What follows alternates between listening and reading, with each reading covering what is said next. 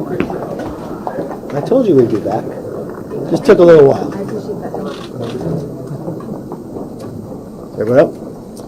Well, good evening. I'm proud to announce the era of one-party Democrat rule in Washington is over. Washington now has a check and balance. The American people have a say in their government. And this new Republican leadership team is ready to get to work to put America back on the right track. It was our commitment to America that we would create an economy that is strong, a nation that is safe, a future that is built on freedom, and a government that is accountable. And that's exactly what we'll do. We know our job will not be easy. We know the task. We've got a close majority. We're going to have to work together. And we want to work with anyone that wants to make America stronger. We want to work with anybody on both sides of the aisle if they want to make America energy independent, give their parents a say in their kids' education, or secure our borders, or stop defunding the police. We know there's challenges in this nation around the world. We're listening to the American public. We are prepared to lead, regardless the size of the majority. One thing I've always learned, they don't hand gavels out in small, medium, and large. You get the right size gavel, and we will use it. With that, let's open it up for questions. Mr. Leader, do you think you will have the votes by January to become Speaker? Yes, if you look at the last two speakers, Paul Ryan, he had at this time had 43, lost 43 votes. Nancy Pelosi had 32 votes, and no one was running against her at that time. Look, we have our work cut out for us.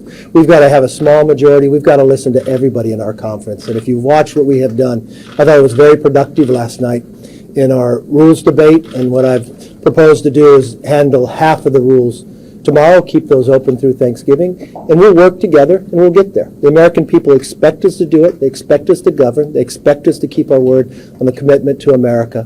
And one thing I'll say about the entire conference, I respect each and every one, but I respect them equally, and we'll find a way to make it happen.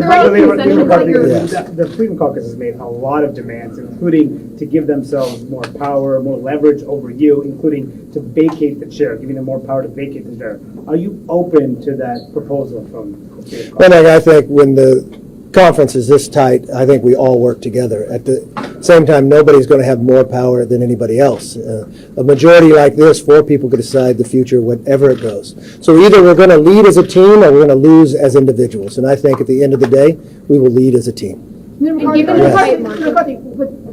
First off, as far as the vacating the chair, that's one thing. But what about all those other demands in that letter? Why haven't you responded to it? And why is it that you essentially blew off that entire letter completely? Will you respond to it? Well, I don't agree with your comment there. They provided a letter in the different rules. The time we take up the rules now, I've met with them numerous times.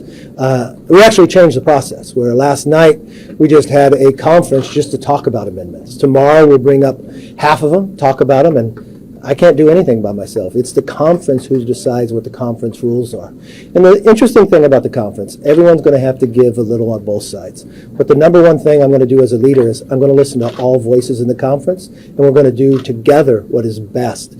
The one thing you'll learn is, as my opportunity to be Speaker, is the House is going to change. No longer is all the power going to rest the way Nancy had it. No more proxy voting. Bills will actually go through committees. They will be debated before they come to the floor, and people will actually have a say. Why? Because you, the American public, have lent your voice to every single member, and you have a right for your voice to be heard, and that's exactly what we're going to do. Leader McCarthy? Yes, ma'am. As you try to get to 218, do you want Democrats to try to support you? No, we're the majority as Republicans, and we'll get there as You Republicans. Yes. There's been a lot of talk about what kind of leader you will be, and you're saying that we win together, we lose alone, but as a leader looking at this conference, it looks very fractured right now. How do you plan to bridge that gap to be a leader for all of them? It looks like a majority to me. In 4 years, all we've done is win. It's been one-party rule in Washington. We now have inflation at a 41-year high. We got gas prices, and now we're going into winter heating prices that people, American public, can't afford. We got a border that's unsecure and a secretary who says it is. We got people defunding the police, and now we don't even know if we're safe on our own streets. People are afraid to ride the subway again. We got a Department of Justice that goes after parents simply because they go to a school board meeting. They call them terrorists. We got a government that hasn't been held accountable. Tell me one time they had a hearing on the origins of COVID. Tell me one time they had a hearing to know what went wrong in the last 60 days of Afghanistan that brought us 13 Gold Star families. Tell me one time they talked to the DOJ on why he went after parents. That all changes today because there's no longer one-party rule. The American public now has a voice. The American public now has a right to things that are going to be said, and that's why we're going to do together. Your agenda, the Commitment to America, will be able to bridge that gap between all of your members? No, I know it will. Why didn't the red wave materialize? You guys expected a much bigger majority. You're going to have a razor thin majority. What actually went wrong last fall?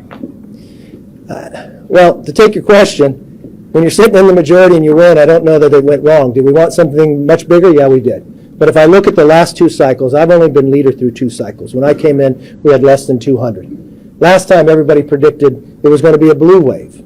Yes, we lost the presidency and we lost the Senate. But it was the first time since 1994 not one Republican incumbent lost, and we beat 14 of them. So they were all wrong on that perspective. In this cycle, history says that it would go even further. But if you look, the Republican proportion of vote compared to the Democrat is a higher percentage than it was in 2010. We gained a lot already before where we started. But there's about 25 races out there that we lost by less than 5% of the vote. It was tough. There are times that if we had some top of the ticket, some governor races, some Senate races that played a little better, I think we would have carried through. But it also is a time that we should reflect that do we have the right candidate? Do we have the right message? We won, but we could have won bigger, and we will continue to work harder. I'll make one promise to the American public. I will always listen to you, and no one will ever outwork us. What's your expectation? Oh, you already asked one. Congressman Henry Cuellar said today that he received calls from several of your allies, including lobbyists, a current member, a former member of Congress. Has there been outreach to any other Democrats to try to get them to switch parties? And would you solicit Democratic? I don't know who he's referring to, and I have not spoken to anybody. So all I've talked to are Republicans. I am the Republican leader.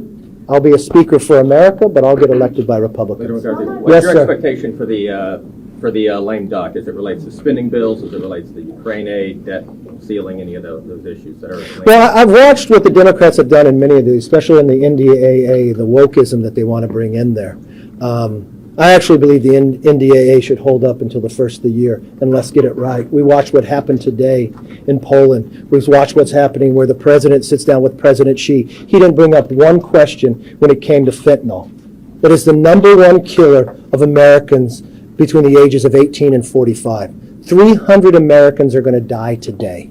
300 more will die tomorrow, be poisoned, because this is coming from China across our border. But President Biden didn't feel it was an opportune time to bring it up to President Xi. He feels as though that climate is the most important issue. I think there are many more important issues, and I think we should get the NDAA right before we move it. Last question. Mr. McCarthy. Yes, sir. How are you? I'm very good, thank you. They don't let you in the front row, huh? Soon. It's a little late. Okay. Over the last two cycles, you guys have added black members of Congress to your conference. You've added Women. Hispanic members. Why are we not seeing that diversity reflected in your current leadership? Whoa, you're judging when you see the diversity here? I know most of you. Listen. I'm just wondering why Listen. are people Running a not, man can ever elected to Congress right here. why Yeah. are more people not running for leadership? From those diverse.